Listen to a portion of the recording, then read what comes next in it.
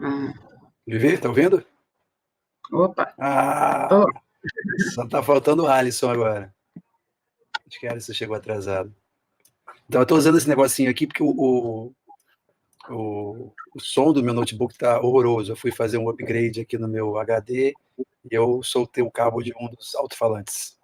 ixi, Pessoal, eu não sei se o meu dá para ouvir. Dá para ouvir aí? tô ouvindo sim, tô ouvindo. Todo mundo, todos nos ouvem, correto? Bom, deixa eu explicar como é que vai ser a proposta aqui desse esse webinar aqui.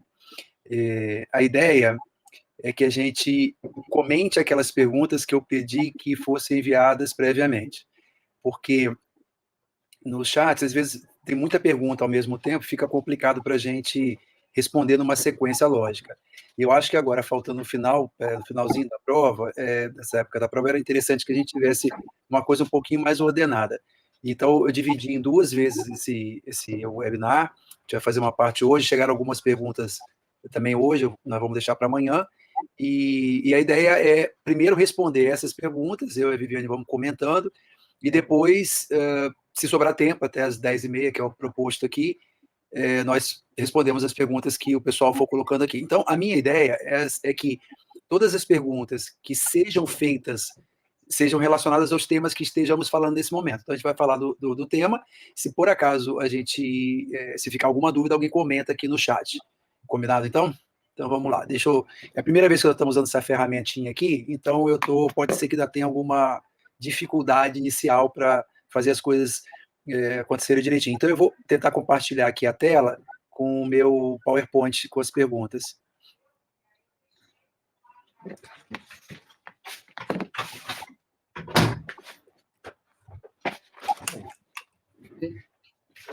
Então, vamos cá. Compartilhar a tela aqui.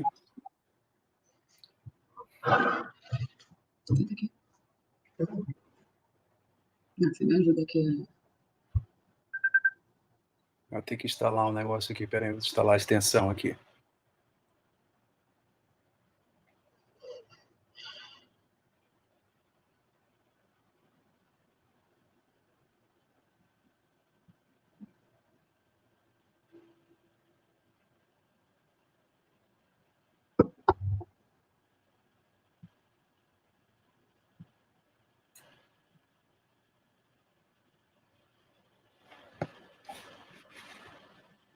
Vocês conseguem ver minha tela aí agora? Sim. Tá aparecendo aí o PowerPoint? Tá aparecendo. Porque agora eu perco a visão da câmera. Então, vamos lá. Eu vou fazer a pergunta e a gente vai alternando as respostas, ok? Tá. Então, vamos lá. Então, a Daniela Medeiros de Carvalho, ela perguntou quais os critérios de restenose intraestente da artéria renal. Então, isso, como é um tema mais árido, eu fiz um slide aqui.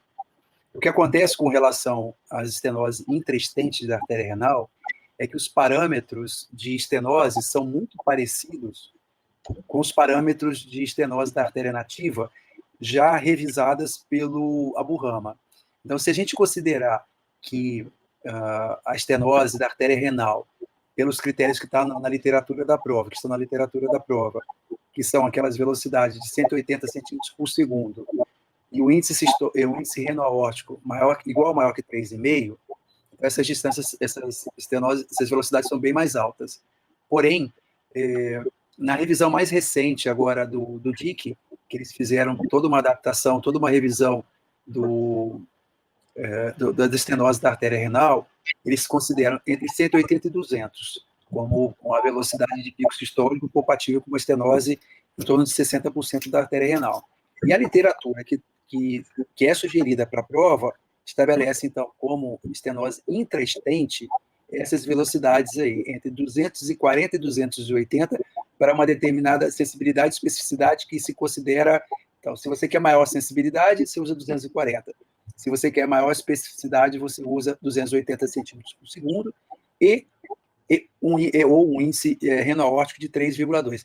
O que, de certa forma, é meio paradoxal, porque considerando que, a partir do momento que você coloca o stent, a gente sabe que muda a complacência da artéria, tende a haver um aumento das velocidades, mesmo se a estenose foi corrigida, Entretanto, esse índice reno-aórtico aí é mais baixo do que do índice reno-aórtico da artéria nativa virgem de tratamento. Na literatura da prova também eles recomendam que um fator adicional seja analisado como a desaceleração sistólica distal ao segmento que a artéria foi angioplastada. Então, velocidade de pico sistólico entre 240 e 280, índice reno-aórtico maior que 3,2 e uma desaceleração sistólica distal à região que sofreu angioplastia. Então, eu vou parar o compartilhamento de tela aqui, vou voltar para a sessão da câmera e eu queria ver se vocês têm alguma dúvida adicional ou se tem algum comentário a fazer, Vivi. Acho que está com gente que está com problema no áudio. A gente não conseguiu pegar o áudio dessa primeira explicação. Tá, então peraí, deixa eu ver se eu consigo pegar aqui.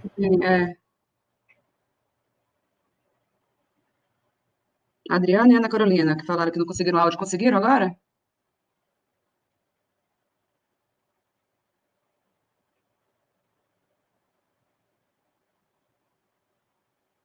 Que estranho. Então, peraí. Será que quando você sai da tela, Robson, você não fica sendo ouvido? Não sei. Eu deveria ouvir, né? E agora, você tá me ouvindo agora? Eu estou ouvindo normal o tempo todo. Deixa eu aumentar aqui. A Adriana está falando que está me ouvindo só que não está ouvindo o seu áudio. A Graciane está ouvindo normal. Os dois também. Normal. Então, gente, talvez, se a maioria estiver ouvindo normal, talvez seja algum problema no áudio de vocês, porque pelo que eu estou vendo aqui, a maioria está ouvindo normal. Então, Vivi, algum comentário a respeito disso? Não, acho que você esclareceu bem. Na verdade, os critérios de estenose intrastente, é o que você falou, a gente modifica alguns desses critérios, como a Burrama sempre explica, que ele modificou esses critérios tentando aumentar a especificidade do método, né?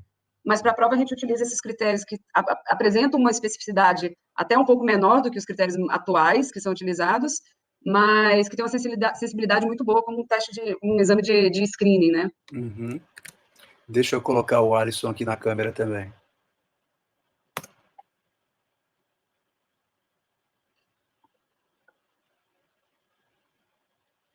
Os slides, Thiago, eu acabei de apagar. Eu voltei para a tela normal aqui. Daqui a pouco eu vou voltar para o slide lá. Só estou chamando. Mas fica aparecendo as duas telas para a gente, Robson. Aparece você e o slide. Quando você estava com o slide, estava aparecendo você e o slide para mim. Legal. Eu só vejo, na hora que eu ponho o slide, só vejo eu. Se tem como fazer diferente, eu não aprendi ainda. Mas eu acho que está indo, né? Eu chamei o Alisson, mas acho que ele está... Não sei. A hora que o Alisson entrar aí, ele avisa. Já pedi para ligar a câmera dele. Então, vamos para a segunda pergunta agora. Deixa eu voltar aqui para o compartilhamento da tela.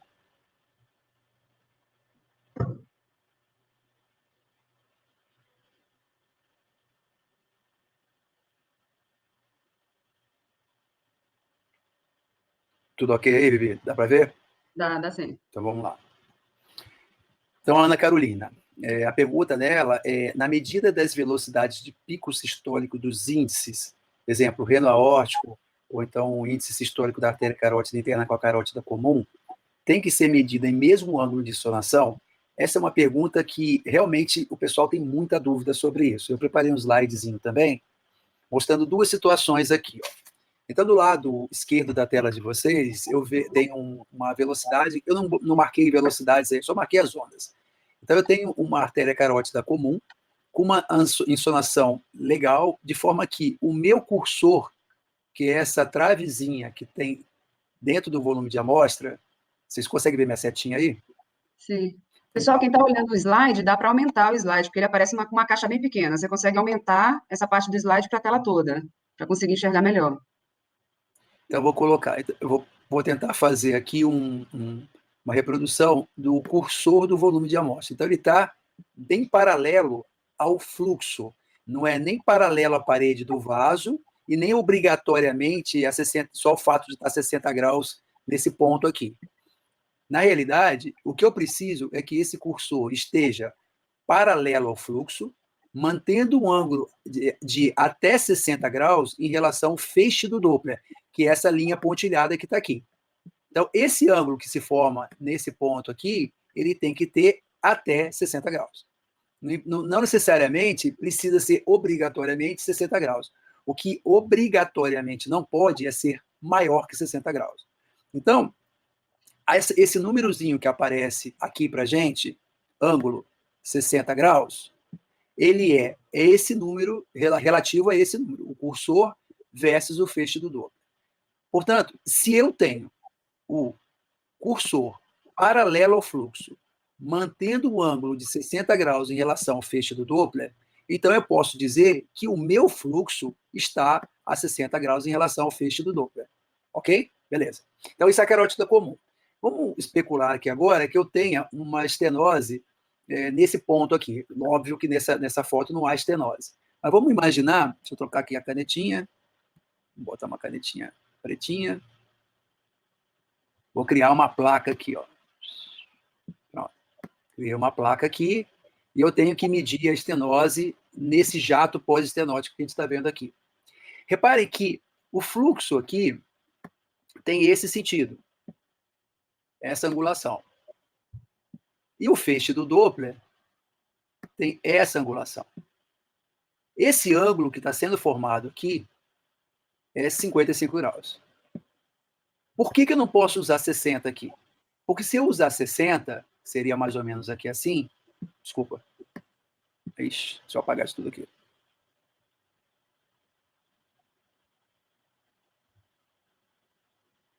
Era para ter uma borrachinha aqui, né? Aí eu vou fazer diferente. Vou voltar aqui e vamos para frente de novo. Beleza. Então, esse cursor, ele está paralelo ao fluxo, bem paralelo ao fluxo, só que perante o feixe do Doppler que está aqui, o ângulo é de 55 graus. Por que eu não posso usar 60? Porque se eu usasse 60, esse ângulo, esse cursor estaria mais ou menos assim, ó. E significa que esse cursor não estaria paralelo ao fluxo. Por isso, se eu tenho um ângulo, o fluxo, e eu consigo colocar o cursor nele, que esteja entre 45 e 60 graus em relação ao feixe do Doppler, eu posso usar. O que eu não posso é deixar deliberadamente, sabendo que eu posso corrigir o ângulo de uma forma segura, deixar o ângulo acima do paralelo, em relação, deixar o cursor não paralelo ao fluxo, quando eu poderia deixá-lo, e por isso, se eu deixasse um ângulo de 60 graus aqui, essa velocidade que está aqui mais ou menos em torno de 70, com certeza aumentaria para 80. No matéria normal, isso não é problema. O problema é que se você tiver uma estenose limítrofe, imagina que você está fazendo uma estenose que visualmente causa o visual da placa causa uma estenose de, sei lá, 40%. E você erra o ângulo. Em vez de usar 45 ou 50 graus, você usa 60. A 60 graus, você consegue uma velocidade de 145 centímetros por segundo. Mas a 50 graus, que seria o ideal, que estaria paralelo ao fluxo, essa velocidade está de 135. Então, você muda uma estenose abaixo de 50 ou acima de 50. Por isso que não é errado, e pelo contrário, você deve corrigir o ângulo nessa faixa entre 45 e 60 graus. Comentários, Vivi? Então, especialmente, a gente acaba falando muito mais de carótida, porque é o exame mais usual, mas como ela citou o exame de renal, é importante a gente lembrar que índice renal órtico, em especial as artérias renais, quando você vai fazer a medida, muito dificilmente você vai conseguir manter um ângulo de 60 graus, como as pessoas tendem a manter o exame inteiro, por causa da angulação das artérias. Então, a artéria renal, em especial, você precisa sempre corrigir no ângulo, diminuindo essa angulação, para fazer com que o seu cursor fique paralelo ao fluxo. E esse conceito do paralelo ao fluxo é muito interessante, principalmente em relação a estenoses, porque muitas pessoas tendem a colocar paralelo à parede do vaso. Mas se você tem uma estenose muito importante, que promove um jato estenótico, que modifica o fluxo naquela região, você vai ter que arrumar o seu ângulo de acordo com o ponto de estenose, não de acordo com a parede do vaso. Né? Então, esse conceito é bem legal, assim, de você diferenciar o que seria o paralelo ao fluxo com o paralelo ao vaso. Muito bem. O Marco Jonas fez um comentário aqui, no caso de kink, segue a mesma regra, exatamente. Não adianta você fazer um kink, olhar um kink que tem uma angulação, uma rampa de subida assim, e uma rampa de descida assim, você usar 60 graus aqui e usar 60 graus aqui. Não vai dar certo isso aqui, entendeu? Então, você tem que corrigir o ângulo, respeitando esses limites entre 45 e 60. Deixa eu só fechar aqui meu WhatsApp, que está... Então, o pessoal está tendo dificuldade de acessar ainda, Robson. Tem gente que não Deixa eu dar uma olhada aqui nos comentários aqui do WhatsApp. Ó, é, iPhone, gente, não...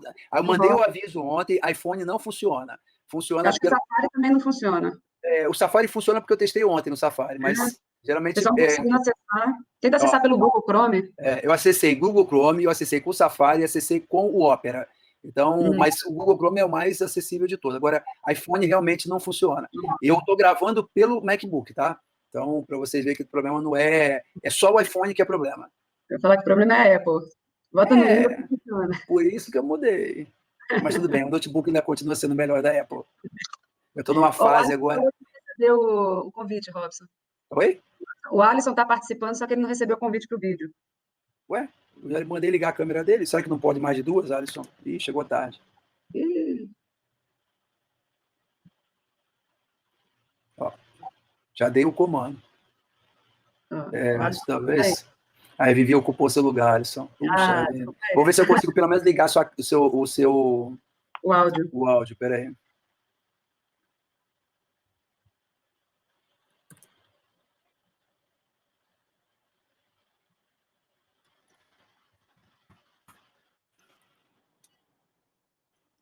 Ou só se... Ó, mandei uma solicitação Boa noite, seu áudio. Tá me ouvindo? Legal. Tá ouvindo? Então, estamos ouvindo. Então tá. Deixa eu tentar abrir sua câmera de novo, só um minutinho, espera um pouquinho só.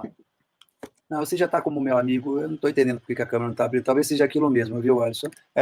Porque eu tinha até te mandado mensagem, acho que como tem duas cadeirinhas, acho que são duas câmeras só. Pode ser. Vivi tomou seu lugar. Amanhã muito bem ocupado o lugar. Amanhã você ocupa o lugar da Vivi, porque amanhã ela tem evento social. Então vamos para o próximo slide aqui. Deixa eu compartilhar aqui a tela.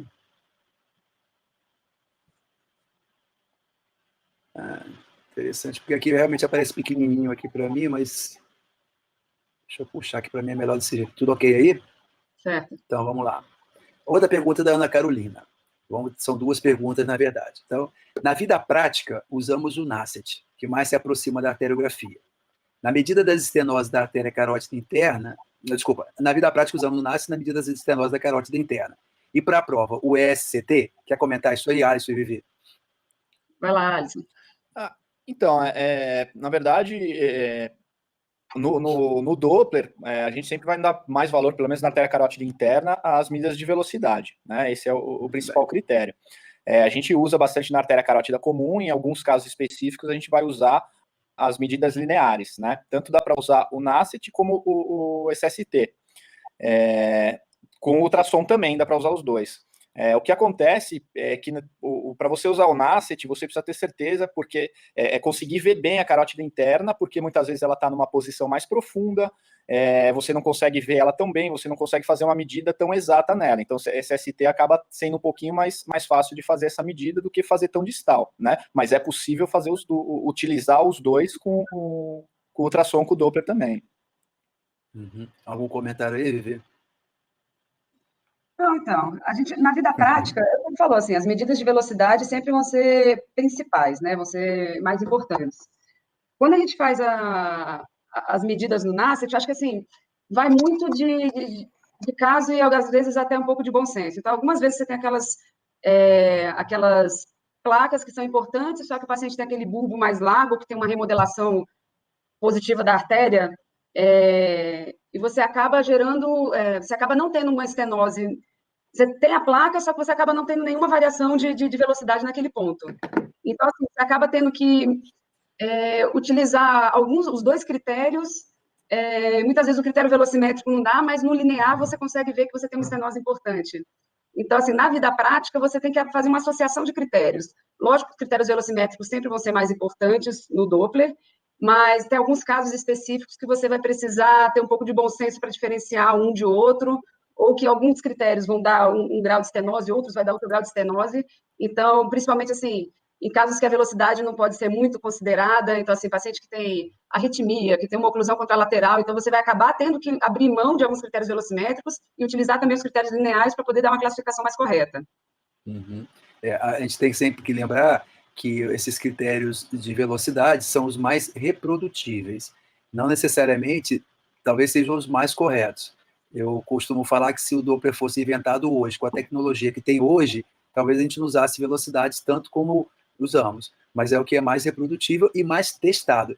Eu sempre gosto de lembrar também, porque hoje a gente estava com os colegas lá no hospital, e eu sempre lembro que a medida de velocidade é uma medida surrogada, ou seja, é uma medida adaptada, não é uma medida real. Você comparou aquelas medidas de velocidades, aquelas faixas de velocidades com uma arteriografia. Então, por isso que quando você faz o linear com o NASCET, dá mais positivo, mais comparado com a arteriografia do que o SCST. Mas quem olha uma placa acha mais lógico usar uma classificação local do bulbo como SCST do que o NASCET, por exemplo, que já é uma medida surrogada. Você mede o diâmetro estenótico com melhor artéria distal, que tem um calibre normalmente menor do que aquela que você está medindo. Então, é meio maluca, né? Mas é o que tem, é o que a gente, é o que a vida propôs para a gente vai ter que seguir isso aí, né? E para a outra pergunta da Ana era justamente essa questão da que a gente usa na prova e na vida prática. Na prova e na vida prática, velocidade no primeiro momento e as medidas lineares numa situação especial. Isso, como a Vivi falou, uma placa com uma grande remodelação positiva, que você vê que localmente causa uma estenose grande, mas a velocidade não aumenta muito. Vale a pena documentar muito essa imagem e no laudo colocar as particularidades que você encontrou. A gente não é obrigado a dar certeza de todos os diagnósticos sempre, né? Vamos para o próximo aqui. Eu até preparei aqui só para a gente lembrar. Então, o NASCET, né, você tem a medida que você compara a luz residual com a luz mais distal. Enquanto o SCT, você usa a luz residual com a luz local, a luz original local. Ilustração de um livro muito bom chamado Doppler das artérias carótidas e vertebrais. Recomendo. Aqui é um exemplo visual de uma estenose pelo padrão SCT, né? Então você tem a placa, uma placa com uma tendência hipoecóica, um pouquinho fibrosa. A gente mede a luz original e mede a luz residual. Não é para medir a placa. A luz original e a luz residual. E, gente, sempre no mesmo eixo. Não adianta você medir a luz original aqui e depois medir a luz residual aqui. É sempre no mesmo eixo. E que eixo é esse? Que é uma pergunta que vem aí para frente, eu já vou adiantar. É o eixo de maior redução luminal. Isso vai ter que ser no olho mesmo. Aqui é o mesmo exemplo do mesmo paciente. Olha, a gente fez uma avaliação com o NASCET. Então, comparamos a luz residual com a luz original, que é aquela melhor luz distal pós-bulbar. Tá? Essa medida linear aqui se assemelha mais com as velocidades, ou as classificações que você vai obter com velocidades. A Milene fez a seguinte pergunta: se a frequência de fluxo emitida pelo vaso estudado for maior que o PRF, ocorrerá aliasing? Essa eu vou responder porque eu me sinto mais confortável com essas perguntas. E depois a segunda pergunta é como é o padrão de fluxo estacato e quando ocorre. Bom, a primeira pergunta, se a frequência de fluxo emitida pelo vaso estudado for maior que o PRF, ocorrerá aliasing? Sim, vai ocorrer. Porque se você tem aquele diferencial, que a gente chama de Doppler shift, da artéria, a velocidade for muito alta, a frequência for muito alta, mais rápido do que a capacidade que o transdutor tem de mandar o pulso receber o eco, se for 2 vezes isso aí, se aquela frequência emitida pelo vaso for 2 vezes a frequência que eu consigo do PRF, então sim, você vai ter o aliasing, ele vai começar a acontecer, tá? Isso tudo acontece por causa do tempo de trânsito entre o pulso e o eco. Por isso que o principal fator de ocorrência do aliasing, além da velocidade, é a profundidade do vaso. É a distância entre o transdutor, a fonte e a receptora do som, e o vaso estudado. Ok? Com relação à onda tipo staccato. Essa é uma onda tipo staccato. Não repara muito a foto, porque isso aqui foi feito com um aparelho portátil. Essa aqui é uma foto de uma artéria carótida interna, obviamente que é uma artéria que aqui a gente se vê que um fluxo totalmente diferente de uma carótida interna habitual. Nós vemos uma aceleração rápida, mostrando que realmente não há nada proximal de estenose, uma sístole extremamente curta e um componente que pode ser negativo ou não diastólico. Então, ele pode ter um componente diastólico negativo, ou pode nem ter esse componente diastólico detectado. É uma onda em bate-estaca. Essa é uma onda staccato. Tá? Ela pode ocorrer como? Esse aqui é um caso de morte cerebral. Nós estamos vendo a carótida interna que está pévia, mas todo o sistema intracraniano está ocluído. Então, esse vaso está funcionando como se fosse somente um cano. Né? Comentários, Vivi? Você comentou bem já. Né? Alguém tem alguma dúvida sobre isso aí? Só lembrar, a questão do staccato é como se fosse uma onda pré-oclusão. Então, quando você está fazendo exame, você identifica uma onda dessa, você já imagina que dali para frente você vai encontrar algum problema, né? Porém, não exclusiva. Não. Porque isso tudo vai depender muito da colateralização. Então, por exemplo, aqui na carótida é um sistema fechado. Você tem uma entrada e uma saída, entre aspas, né? Então, é um sistema fechadinho. Essa artéria, que é a carótida interna, não tem ramo até chegar no cérebro. Se no cérebro está ocluída, então ela vai bater em fundo de saco. Agora, em artéria de membro inferior, não caiam nessa. Ela pode acontecer. Né? E frequentemente ocorre em oclusão arterial aguda. Mas se o vaso tem uma oclusão e o processo é crônico e há colateralização, aquelas colaterais que vão bypassar a obstrução jogam o sistema com um sistema de baixa resistência. Então, às vezes, você pode ter uma artéria ocluída no canal dos adutores, uma femoral, mas o fluxo tem uma resistência baixa a montante, né? Então, vamos para a próxima. Opa.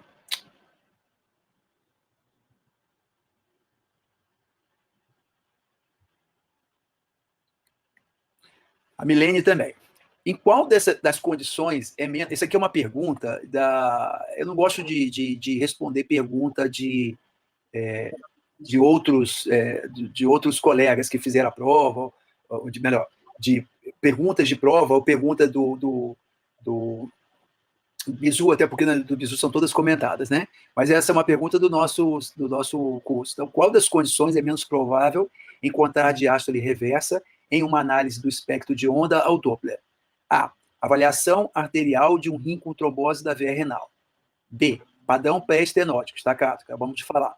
C. Avaliação arterial de um membro inferior com flegmásia dolens. D. Leito distal de uma artéria com pseudoneurisma volumoso no segmento proximal. Leito distal de uma artéria com pseudoneurisma volumoso no segmento proximal. E. Artéria hepática em paciente portador de telangiectasia hereditária. Alisson e Vivi, eu já estou ficando sem voz. Manda bala aí. Alisson. Você consegue ver agora? Não estou vendo. Aí, no maior, Alisson. Tá, vou voltar lá então. Peraí, desculpa. Não, ainda não. Pronto, voltou? Ué. Você tá vendo aí, Vivi? Agora voltou. O slide? Agora eu estou vendo. O slide voltou agora. Viu aí, Alisson? Então vai lá, manda bala aí.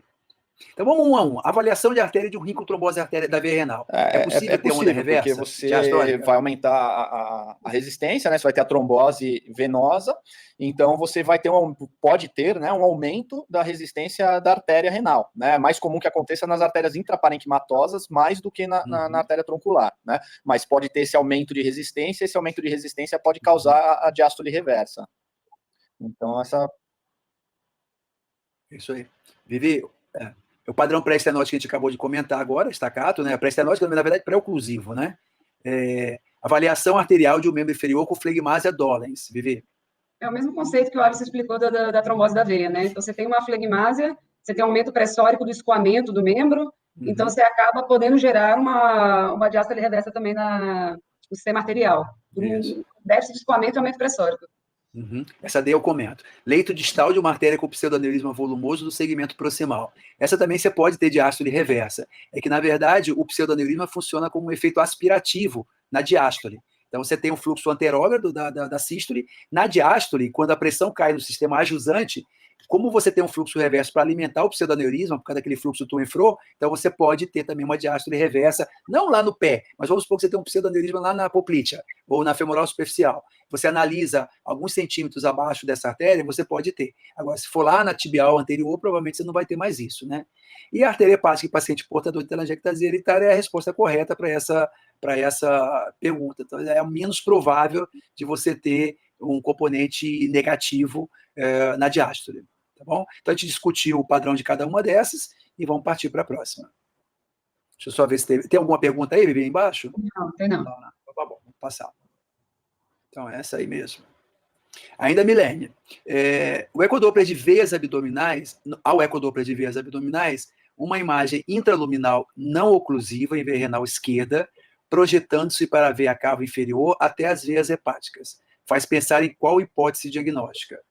Esse eu vou discutir também, porque é um caso que tem lá no caso da gente do hospital, e é por isso que eu coloquei como pergunta. Então, o caso específico que saiu como pergunta de um desses testes é um tumor de Wilms que foi de uma criança que tinha esse tumor de Wilms no rim esquerdo, e essa veia foi invadida e o tumor chegou até 5 centímetros do átrio direito.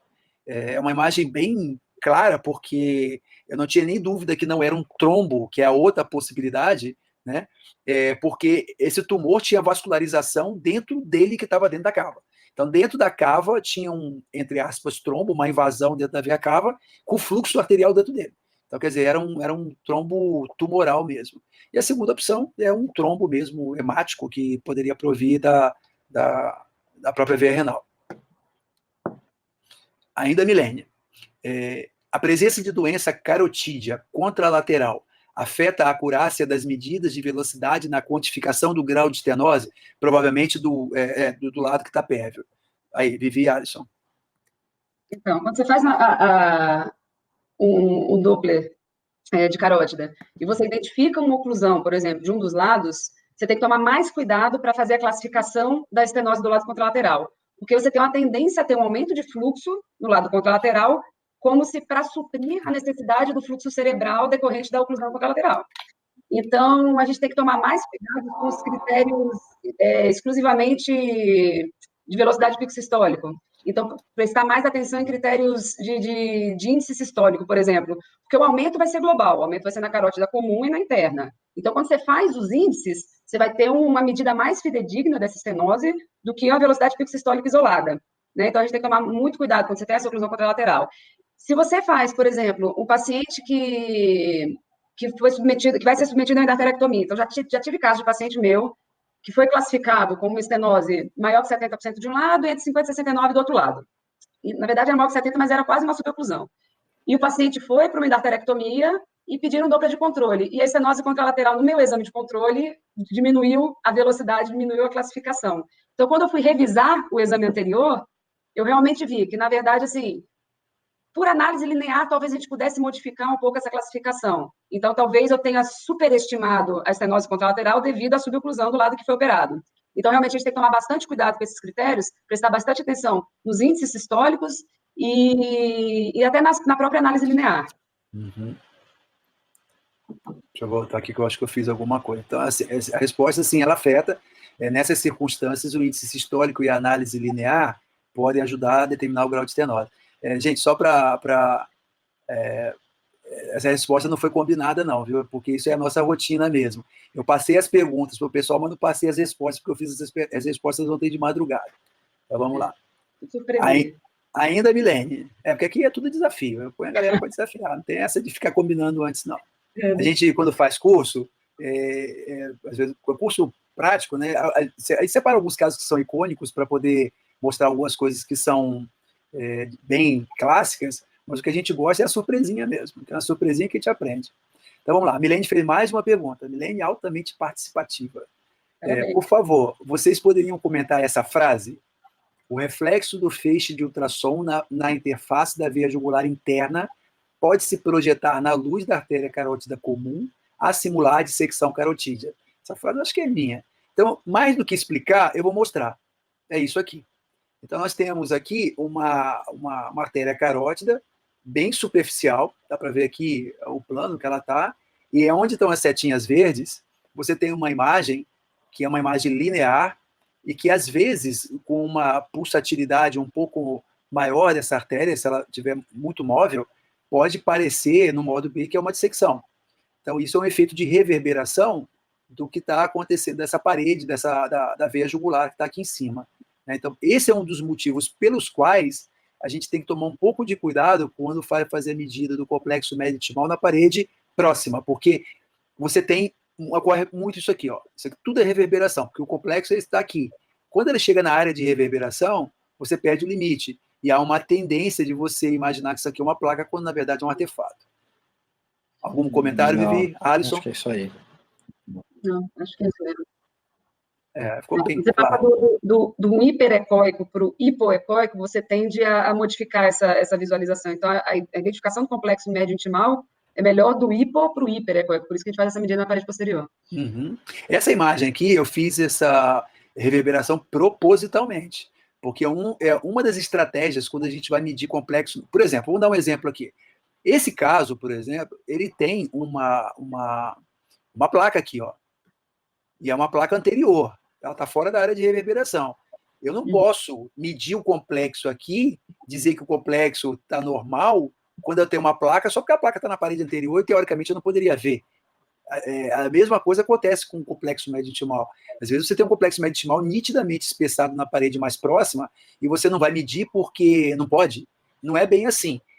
O que a gente recomenda é tomar cuidado para que você não tenha essa reverberação. E uma das estratégias é justamente colocar a jugular na frente, porque aí você diminui essa interface do branco para o preto, porque fica preto, um pouquinho de branco e preto de novo. Tá? Renato Costa. Na avaliação da espessura do complexo médio intimal, vocês têm usado os valores do estudo ELSA Brasil, baseado em idade, gênero e raça, ou ainda mantém 1 milímetro como ponto de corte para a prova que considerar? Fala aí, assunto aí que a gente discutiu bastante já. Na verdade, assim, o estudo, o ELSA é um estudo populacional, realmente, se você parar para pensar, seria ideal você pegar estudo populacional, você dividir tudo por percentil, tudo isso. O que acontece com esse estudo, na minha opinião, é que, assim, é muito difícil você classificar hoje em dia, usualmente, né? Primeiro, raça e gênero, né? Então, isso já é uma coisa que eu acho que dificulta muito a utilização disso, porque você pode classificar o paciente como branco e ele se considera negro, ou o contrário, e você vai pôr uma tabela. Tirando isso do usual, o estudo ELSA também, ele é um estudo que ele é para pacientes até 60 ou 65 anos. Então, uma grande parte dos pacientes que você vai fazer, você vai ter que usar outro estudo, e não o ELSA. O ELSA ele não vai servir para todos os casos. Então, você tem que usar, por exemplo, um outro estudo que é o estudo MESA, que é para pacientes mais idosos. Isso aí também, usualmente, fica mais difícil. E a terceira coisa que eu acho é que, assim, se a gente pegar todas as diretrizes de dislipidemia, de doença cardiovascular que considera, essas diretrizes, elas reclassificam o risco do paciente, que é a função do complexo médio intimal, quando esse complexo é acima de 1. Então, assim, também usualmente não serve muita coisa a gente falar, tá espessado o paciente que tem 0,75 por causa da idade, que teoricamente, pelos consensos dos próprios cardiologistas, que é quem vão usar isso, para eles não vai estar espessado, não vai mudar. Então, eu acho melhor continuar usando o 1 milímetro, né? Eu acho, pelo menos, mais usual e mais simples, né? Mais reprodutível, exatamente. E mais reprodutível, né? Uhum. Essa questão do complexo médio intimal é tão mutante que vamos só simular uma situação. Vamos imaginar que você queira usar o ELSA Brasil como o seu parâmetro. Então você não vai poder mais colocar, você não deveria mais colocar no laudo o complexo médio intimal mede tanto. Você teria que colocar o complexo médio intimal está no percentil 50, 75, maior que 75, que são o percentil maior que 75 é que está mais associado à doença cardiovascular. Então, muda um pouquinho a história. Você, em vez de colocar uma medida, você vai colocar que faixa de percentil que esse paciente está, e, a partir disso, o clínico que recebeu o exame entender que ele está em maior ou menor risco. Algum comentário aí, Vivi? Não, é sério. Beleza. Então, vamos lá para a próxima. Então, assim, em princípio, para a prova, a gente usa 1 milímetro, mas pode ser usado essa justificativa caso alguém pergunte para vocês sobre o ELSA. Então, eu fiz aqui um resuminho, então, só para você ter uma ideia, então, o ARIC que a gente usa mais, porque 1 milímetro, ele é independente de raça, sexo e idade. Tá? Então, você joga todo mundo no balaio só de aumento do risco. A Mary perguntou, qual o melhor local de insonação para medir o comprimento do rim? Subcostal, lombar ou posterolateral? Fala aí, Vivi. Então, depende do paciente. Uhum. É muito variável. Então, tem paciente que depende de preparo, às vezes você não vai conseguir ver muita coisa, um paciente obeso, você vai ter mais dificuldade. Então, na prática, eu vou tentando várias ensonações até conseguir uma visualização melhor. Então, acho que acaba sendo um pouco mais pessoal isso daí e meio variável de acordo com o biotipo do paciente. Eu dou umas dicas assim, grosso modo. A ensonação do rim esquerdo, ela tem que ser mais lombar, tendendo a lombar. A ensonação do rim direito, ela pode ser mais ventral um pouquinho, e na linha axilar anterior. Mas é isso, exatamente isso que o Vivi falou. O paciente mais achatadinho é uma ensonação, o paciente mais longilíneo é outra ensonação, o paciente com gradil costal mais baixo é uma... Ou seja, tem que procurar. Começa com as clássicas, póstero lateral no lado esquerdo e antero lateral no lado direito. E a partir disso, você viu o rim, você vai mudando o transitor para que você consiga o melhor eixo de insolação para você fazer a avaliação das dimensões. Eu ia pegar uma imagem hoje lá no hospital, acabei esquecendo. Mas vamos lá. A Melly perguntou, na síndrome de Cockett, a velocidade, preste atenção nisso, ó, a velocidade máxima de fluxo foi um termo que eu usei na aula e eu acho que nos testes. Ela pergunta se na síndrome de Cockett a velocidade máxima de fluxo significa o pico de velocidade sistólica na estenose dividida pela pós-estenose. Ou velocidade máxima de fluxo é sinônimo de pico de velocidade sistólica. O que acontece aqui? Eu sempre achei um absurdo a gente considerar a velocidade máxima de uma veia como velocidade de pico sistólico. Eu não sei se alguém discorda de mim. Eu não sei que o Alisson e a Vivi acham, mas veia não tem sístole tradicional. Então, se você está próximo do átrio, você vai ter pulsatilidade atrial, você vai ter uma transmissão de uma sístole atrial, mas não é um pico, são vários piquinhos. Então, eu não gosto desse termo. Esse termo, para mim, é um termo mal usado. O problema é que ele caiu numa prova. Quando a questão era para comparar o pico de velocidade da femoral direita com a femoral esquerda, se seria um indício de essa diferença de 10% a menos à esquerda, se seria um indício de Cockett. Eu achei um absurdo, eu anularia aquela questão só para usar esse termo pico de velocidade sistólica. Para mim, quem escreveu essa questão deveria ser um pouco mais erudito com ela. É por isso que eu uso esse termo, velocidade máxima de fluxo. Ela não é a relação. A relação é uma relação velocimétrica. Então, se você quer medir a velocidade no ponto aonde aquela compressão extrínseca causa maior distúrbio de fluxo, dividir pela velocidade antes dessa compressão extrínseca, então você tem um índice velocimétrico, mas não é um índice sistólico, é um índice de velocidade. Tá? Mas esse termo, velocidade máxima de fluxo, ou, acho que eu coloquei aqui, velocidade máxima de fluxo, ou velocidade expiratória máxima, ou simplesmente velocidade máxima. É isso aqui. Tá? Isso aqui não é pico sistólico, é só uma velocidade máxima. Alguma dúvida? Quer comentar alguma coisa? Não, achei engraçado porque eu estava discutindo isso com o Rafael aqui agorinha, antes de começar. Eu falei, cara, por que se fala de sístole em veia? Que realmente, conceitualmente, não tem lógica, né? E acaba que o pessoal extrapola para o venoso alguns conceitos, alguns nomes que se usam no arterial, e que não tem sentido, realmente. Quando eu vi essa questão na prova, eu fiquei muito revoltado, porque muita gente errou essa questão. Eu falei, essa questão tem que ser anulada. Né? O cara que faz uma prova de Doppler para poder dar um título para um especialista, ele não podia botar um negócio desse aí. Deixa eu só falar um pouquinho mais do Cockett, porque realmente o Cockett são perguntas recorrentes, né? As pessoas sempre têm bastante dúvida, porque a gente tem eu acho o exame meio complicado, você dar um diagnóstico de Cockett baseado nesses critérios velocimétricos. Se você for pensar numa velocidade de uma veia que gira em torno de 40 centímetros por segundo, 50 centímetros por segundo, você pensar num índice de 0,9 significa baixar 10% a velocidade, é baixar 4 ou 5 centímetros por segundo. Então, é uma variação muito pequena. Qualquer variação de angulação da veia, uma compressão do seu próprio, qualquer coisinha mínima vai variar esse critério. Então, eu considero um critério muito falho. Então, por isso que a gente sempre insiste em falar que o Cockett, o melhor é visualizar a compressão. Então, para o diagnóstico do Cockett, o melhor jeito de dar o diagnóstico é você conseguir identificar o local do cruzamento e conseguir visualizar realmente que há uma compressão naquele local. E tomar cuidado também para essa compressão não ser provocada pelo examinador. Então, muitas vezes a gente... exame abdominal é um exame complicado, todo mundo tem dificuldade, principalmente paciente obeso, paciente com preparo inadequado, então a gente tende a fazer muita força. E fazer força para o exame aorto ilíaco, ok, fazer força para o exame venoso abdominal, um pouco de compressão, aumento pressórico na abdominal vai provocar uma compressão venosa. Então, muitas vezes, a gente acaba gerando uma estenose que não existe. Então, tomar bastante cuidado nesse tipo de exame para dar esses diagnósticos, porque a gente, com muita frequência, recebe pacientes com Doppler cardíaco com diagnóstico digestivo de Cockett, e que você vê que clinicamente não tem, que história não tem, você repete o exame e você vê que não tem compressão nenhuma. Então, tem que tomar bastante cuidado nesse diagnóstico. Alguma dica adicional aí, Alisson, em relação a Cockett? Alisson? Acho que foi jantar. Vai ver as crianças. Então, eu vou falar duas coisas adicionais. Ah, olha, isso saiu. Que estranho. Duas coisas importantes também, adicionais em relação a Cockett. Um outro critério que eu valorizo muito é a colateralização.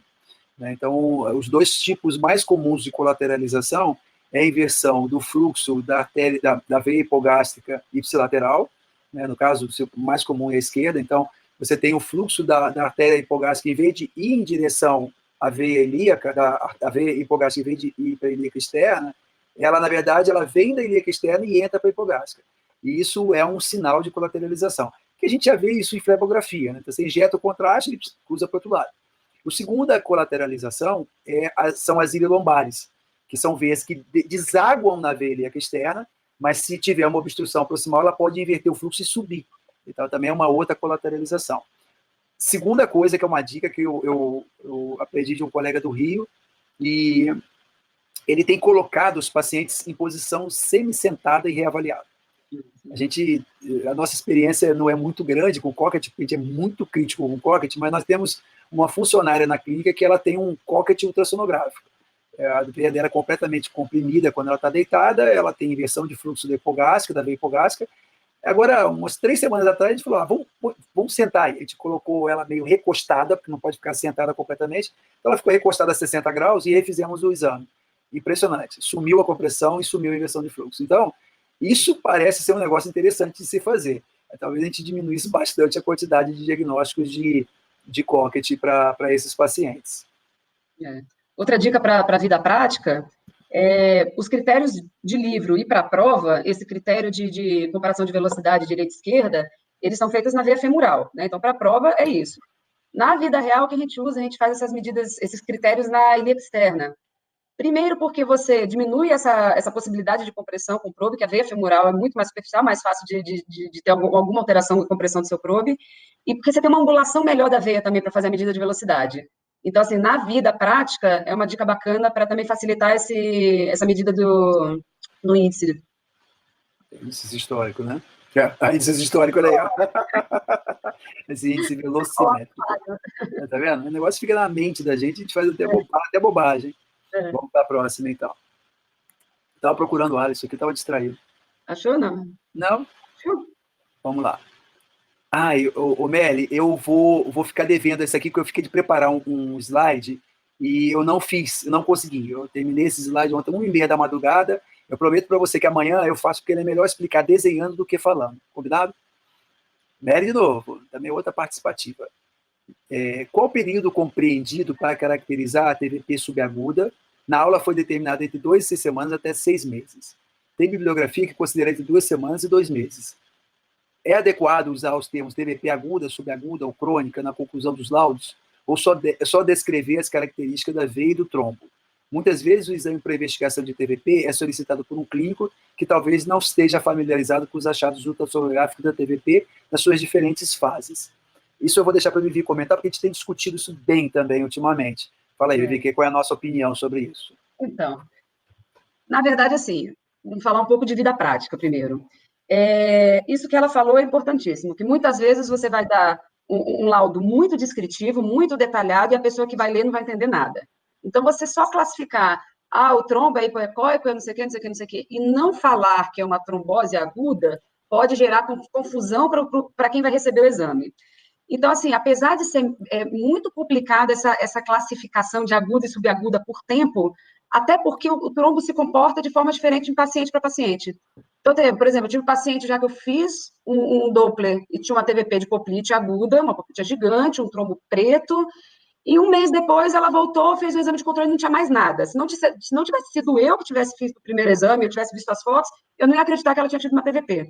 Então, assim, se fosse caracterizar exclusivamente por tempo, ela não estaria nem possível de ter já feito uma recanalização. Então, o trombo se comporta muito diferente de paciente para paciente. E as características ecográficas do trombo também vão ser diferentes.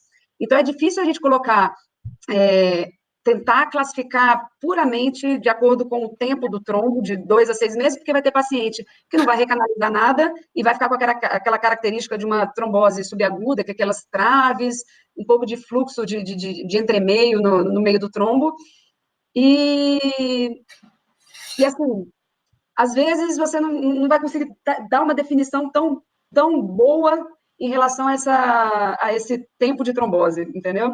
Então, assim, se você for ver, por exemplo, nos livros da prova, eles utilizam trombose aguda e síndrome pós-trombótica. Eles acabam não esmiuçando tanto esse conceito de uma subaguda, de uma crônica, e a crônica já entra no conceito de síndrome pós-trombótica.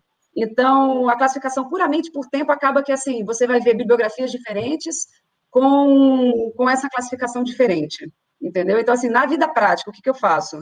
Lógico que, assim, você ter a conversa com o paciente e saber início de sintomas, você saber o sintoma atual, vai te ajudar muito, te auxiliar muito. Porque esse paciente, às vezes você tem uma trombose antiga, que é o mais difícil de você classificar, por exemplo, por ultrassom, um paciente que tem uma retrombose, por exemplo. Isso é muito complicado, porque às vezes você vê trombo antigo, você vê aquela característica meio esbranquiçada, mas você vê umas áreas meio pretas, meio hipoecóicas, e o paciente tem uma clínica de uma trombose aguda.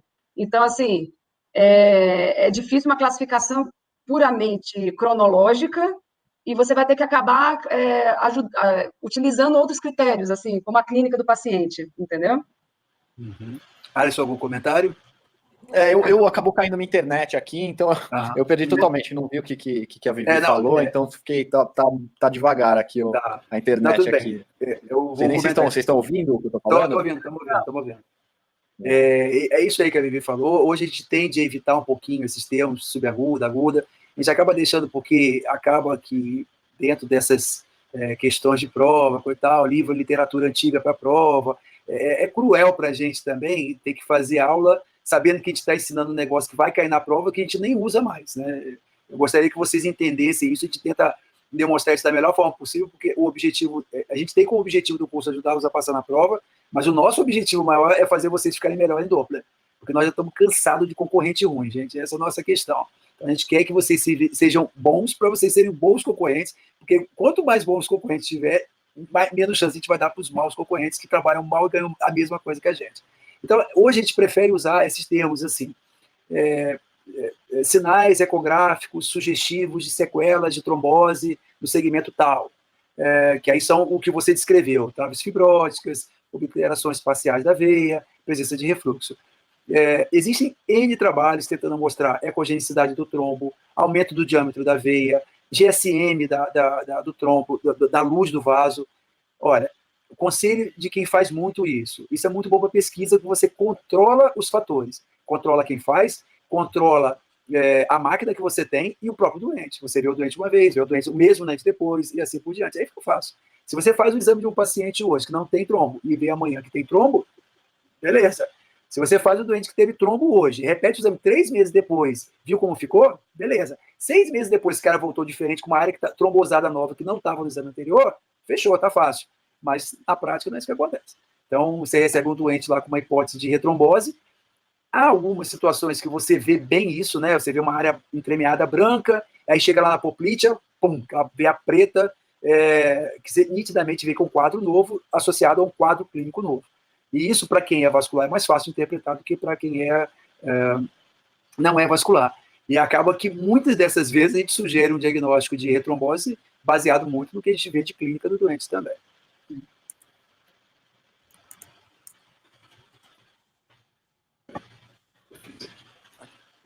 Vamos para o próximo. Pedro Veras pergunta: a revisão de onde medir as velocidades na compressão da veia renal esquerda. Eu fiz aqui, eu fiquei com preguiça de escrever, então eu fiz um esqueminha, eu copiei, fotografei o guia prático. E aí são os critérios de diagnóstico da síndrome de quebra-nós, né? Vamos revisar. Então, a visibilização direta, eu até gosto de revisar porque eu nunca lembro todos eles de cabeça, viu, gente? Então, vamos lá. Visibilização direta do estreitamento do diâmetro do lúmen da veia renal esquerda ao cruzar anteriormente a aorta abdominal, e o diâmetro inferior a 2 milímetros. dilatação da porção hilar da veia renal esquerda, antes do cruzamento com a artéria mesentérica superior, com diâmetro superior a 10 milímetros. Aumento focal de velocidade e turbilhonamento no fluxo no local do cruzamento mesoaórtico, com velocidades superiores a 110 centímetros por segundo. Índice entre a velocidade obtida no local de compressão venosa e a velocidade na veia renal esquerda próxima ao hilo, aqui ficou legal, maior que 5. Índice entre o diâmetro da veia renal esquerda na porção hilar e o diâmetro no local da compressão, maior que 4. Lembrando que isso tudo são trabalhos que levam em consideração sensibilidades e especificidades, né? Circulação colateral venosa a partir de veia renal esquerda, com dilatação das veias suprarrenal, lombar, sistema venoso ásbico e gonadal esquerda. Nunca vi, exceto a gonadal esquerda. Mas ásbico, lombar, eu acho que isso não é para qualquer um, não.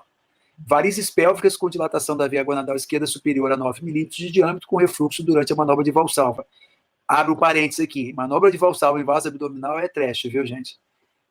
Velocidade de pré-cruzamento, velocidade no local do cruzamento, você vai ter o índice velocimétrico. Então, você vai medir no ponto de maior distúrbio, naquele ponto de cruzamento de compressão, pela velocidade antes do local velocidade no local onde tem o estreitamento, onde tem maior distúrbio de fluxo, pela velocidade pré-cruzamento. Esse são as amostras que você colhe para poder fazer o índice renal, para pesquisa de Nutcracker. Pedro ainda. Nas medidas lineares de placas para quantificar a estenose carotídea, qual padrão seguir? O corte transverso látero-lateral ou AP? Longitudinal? Ou tanto faz, deve ser contanto que se leve em consideração o maior diâmetro do vaso e o maior ponto de estenose. Então, eu voltei aqui, fiz de novo uma artezinha, fotos de um livro muito bom também, e aqui a gente vê duas situações que nós temos essa placa, aqui um azulzinho. Essa placa é uma placa excêntrica, né? Então você vê que a placa está toda lateral, né? Na verdade, aqui eu acho que é medial. E você tem uma luz residual oposta. Aqui não tanto faz nem qualquer medida. Você tem que fazer essa avaliação no maior eixo de redução nominal, que é esse. Então você vai pegar essa medida aqui e proporcionalizar com essa medida aqui. No longitudinal, a mesma coisa. Você vai pegar o ponto de maior redução luminal, medir a luz original e a luz residual. Lembrando, gente, que o vaso aqui, o fluxo está em planos diferentes. Então não adianta fazer isso aqui, ó. Você tem que compensar essa angulação. Tá, deixa eu voltar aqui para ficar menos bagunçado. Então você tem que fazer essa medida da luz original e da luz linear, da luz residual, levando em consideração, fazendo um eixo perpendicular ao fluxo que está aqui. Se eu fizer isso aqui, ó, você vai errar. Tá? Quando que eu faço essas medidas no transverso e no longitudinal? De preferência, você usa essas medidas no longitudinal, as medidas lineares, quando as placas forem na parede próxima ou na parede distante. Se as placas forem anterolaterais, laterais, anteromediais ou posteromediais, você tem que fazer no transverso. Porque senão você não vai saber que plano está esse grau de estenose. Só para você ter uma ideia, deixa eu voltar aqui para apagar, vamos de novo.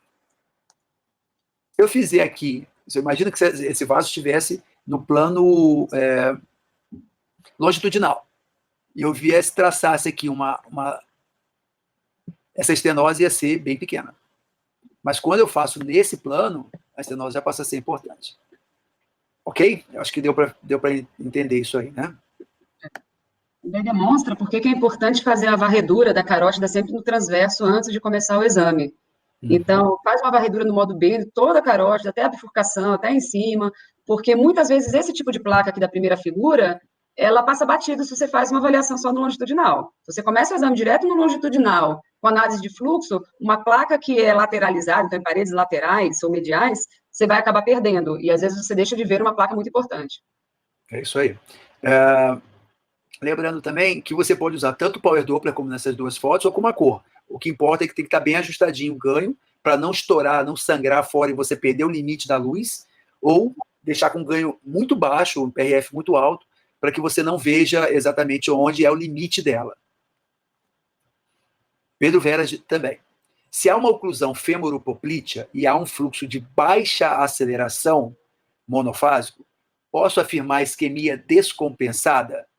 Se você responde essa. Respondo. Na verdade, assim, se tem a oclusão femoropoplítea, o fluxo de baixa aceleração é um fluxo consequente a essa oclusão, né? Que é aquele fluxo desacelerado, geralmente você vai diminuir a resistência, é consequência da oclusão.